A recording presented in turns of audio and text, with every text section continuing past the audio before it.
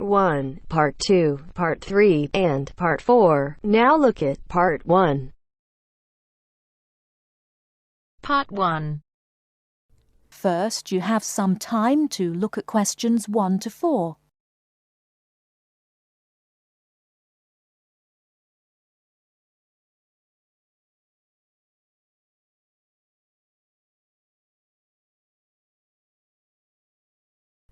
Now we shall begin. You should answer the questions as you listen, because you will not hear the recording a second time. Listen carefully and answer questions 1 to 4. Global Bicycle Tours, may I help you? Yes, thank you. I'd like to sign up for a bicycle tour. Which tour were you interested in? We have the River Valley Tour coming up in June and the Mountain Tour in July. The River Valley tour is in June. I thought it was in May. It actually takes place the first week of June. Oh, I see. Well, I can still do that. The River Valley tour is the one I want. Splendid. Just let me take your information. May I have your name, please? Carla Schmidt. That's Carla with a K, not a C. Karla. Thank you, Ms. Schmidt. Address? Do you need a street address, or can I give you my post office box? A post office box is fine. It's P.O. Box 257, Manchester. Thank you. OK, next. Will you be bringing your own bicycle, or do you want to rent one from us? I'll bring my own. Excellent. Now, we provide all the meals, so we need to know if you have any dietary restrictions. I don't think so. What do you mean? I mean, if there's any food you can't eat. Some people have food allergies or are vegetarian or have to avoid dairy products, things like that. Oh, I see. Well, yes, I'm a vegetarian. I never eat meat.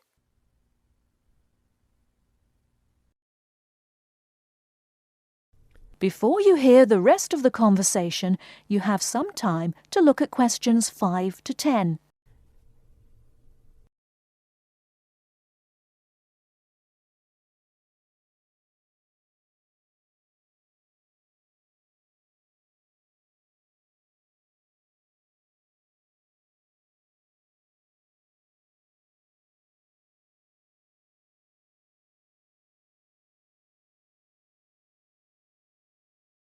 Now listen and answer questions 5 to 10. All right, I'll make a note of that. Now, the total cost of the tour is $750. That much? The price includes everything. Food, hotel, transportation, everything. Everything? Yes, everything. The only other thing is you'll want to tip the tour guide. We usually recommend 5% of the total tour cost. A 5% tip. I guess that's reasonable. In order to reserve your space on the tour, I'll need a 30% deposit. Do you need that right away? We generally ask for the deposit at least 4 weeks before the tour begins.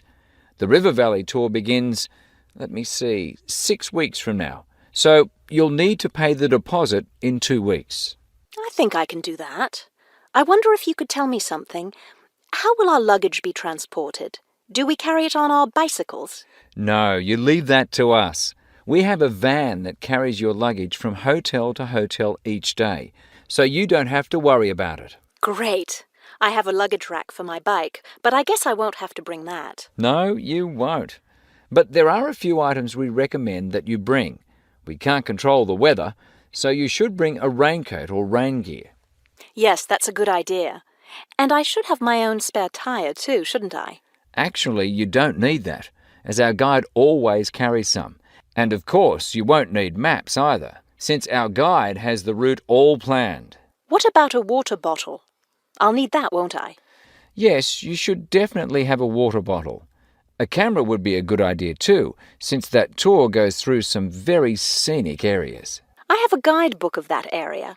I wonder if I should bring it along. We don't recommend guidebooks. It would just be extra weight, and the tour guide knows a great deal about the area. Yes, I see. Is there anything else I need to know? I think we've covered the important points. I'll send you a tour brochure, and you can call again if you have any questions. Thank you very much.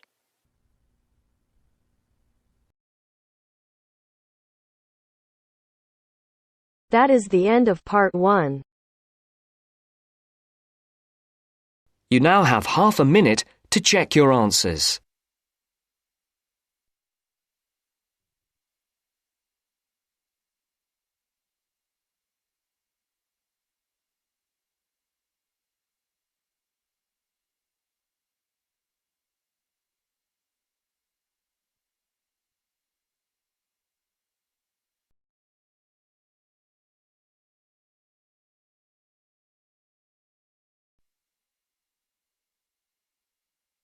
Now turns to part 2.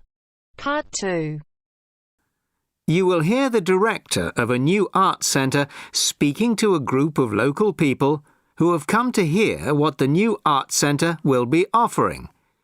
First, you have some time to look at questions 11 to 15.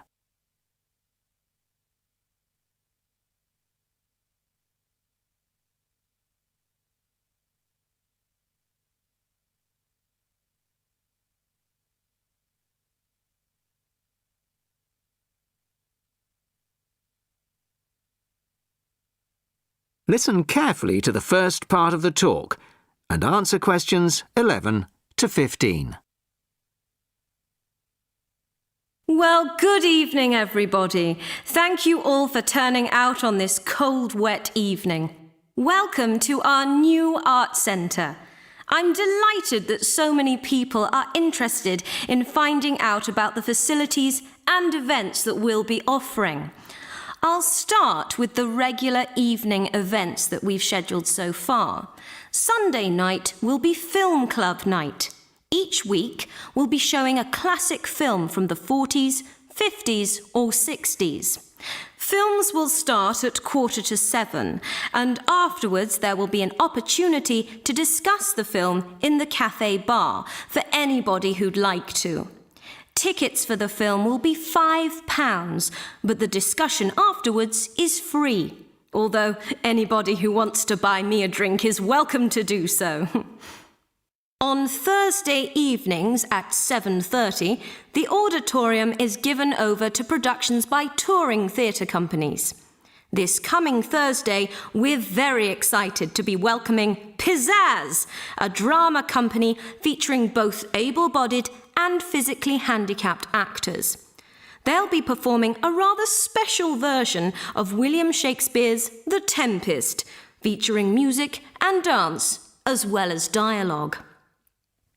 Fridays and Saturdays will be music nights, starting at 8 p.m, with classical or traditional music on the Fridays and pop rock on the Saturdays.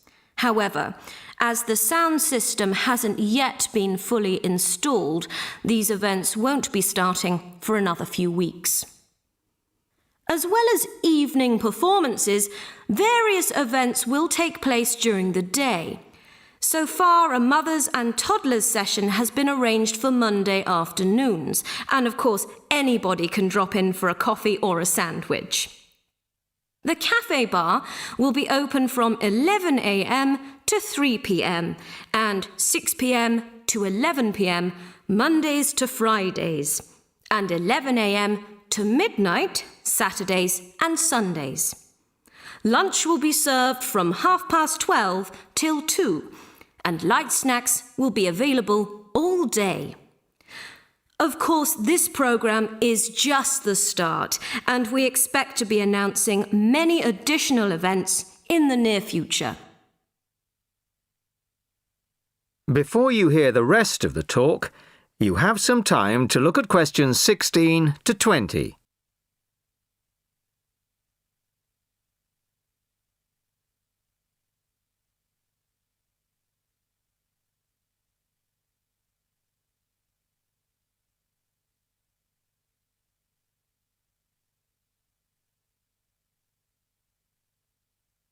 Now listen and answer questions 16 to 20. Now I'd like to take this opportunity to tell you about becoming a member. Membership benefits include reduced price tickets, priority bookings, and a monthly newsletter, which will feature the latest details of forthcoming events, plus details of other arts events in the local area. The cost of membership is just £15 a year, which I think is very reasonable. To get a membership card, you'll need to provide us with a passport-sized photo, plus payment, of course, by cash or cheque. We can't accept credit cards, I'm afraid, at least not for the moment. We hope to have credit card payment facilities available in the not-too-distant future. Then, when you want to buy reduced price tickets, you simply show your card at the box office or quote your membership number if you're making a telephone booking. Generally, a membership card will save around 20% on the full ticket price, so it really is very good value. Now we come to the most important part, your suggestions. It's your art centre, so we want to hear what you'd like to see.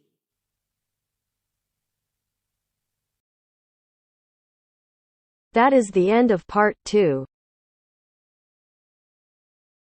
You now have half a minute to check your answers.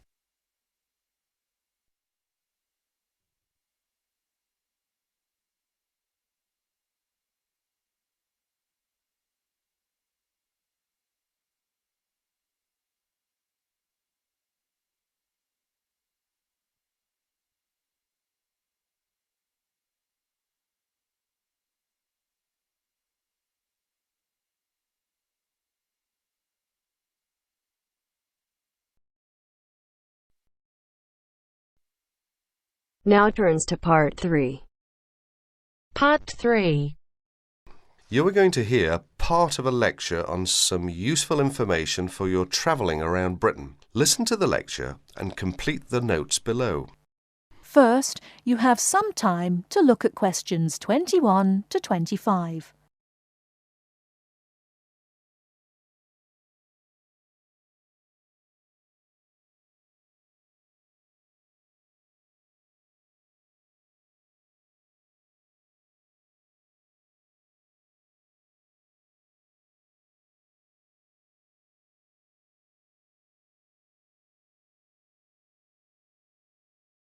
Now, listen carefully and answer questions 21 to 25. Good afternoon and welcome to the session on Britain. This afternoon, I would like to provide some useful information for you about travelling around Britain. Britain has over 700 tourist information centres. You will find them at major ports, airports, stations, historic landmarks and towns, and holiday centres. So just look out for this sign that says Tourist Information. The staff will be able to answer your holiday queries, as well as provide essential maps, guides and brochures. Tourist information centres at major ports and airports in London and addresses of British Tourist Authority European offices are all listed on the Tourist Information Centres. Now, let's talk about the telephone in Britain. You know, Britain is well supplied with public telephones. Street kiosks take lop coins. In city centres, mainline railway stations, airports and central London underground stations, payphones and card phones are in operation. For the latter, small plastic phone cards are used, and these come in 10, 20, 40, 100 and 200 units and can be bought at post offices, news kiosks, station bars and shops where the green and white card phone sign is displayed.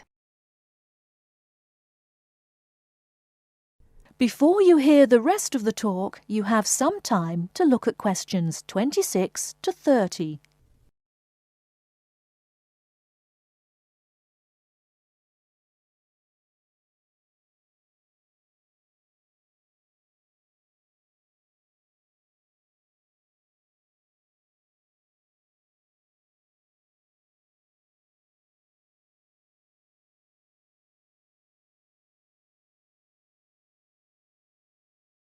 Now listen and answer questions 26 to 30. When using the different public telephone systems, make sure you read the dialing instructions carefully. Now let's see the banks in Britain. There are 24-hour banks at London's two main airports. One is Heathrow and the other is Gatwick. Otherwise, banks are normally open from 9:30 to 3:30, Monday to Friday. Barclays Bank and National Westminster Bank offer a Saturday morning service at some of their branches. National Gyro Banks has 42 bureaux de change located in post offices throughout the country in main tourist areas. Opening hours are 9 to 5:30 weekdays, 9 to 12:30 Saturday mornings. One exception to this is the Trafalgar Square office, whose opening hours are 8 to 8 weekdays and Saturdays, and 10 to 5 on Sundays. The bureau de change services are available to overseas visitors. Visitors can change their money there. You can also change money at bureau de change, large hotels, department stores and travel agents. Be sure to check in advance the rate of exchange and the commission charged, as these vary considerably. Wherever possible, you are advised to use the bank or bureau de change, which conforms to the BTA Code of Conduct. In most cases, this is indicated by display of the code. That is the end of part 3. You now have half a minute to check your answers.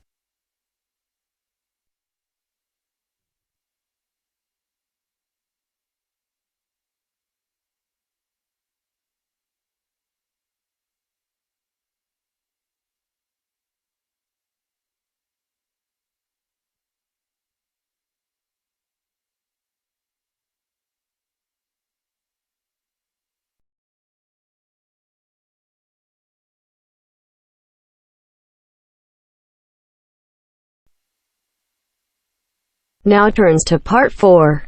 Part 4. You will hear part of a careers advice talk on working freelance. First, you have some time to look at questions 31 to 40.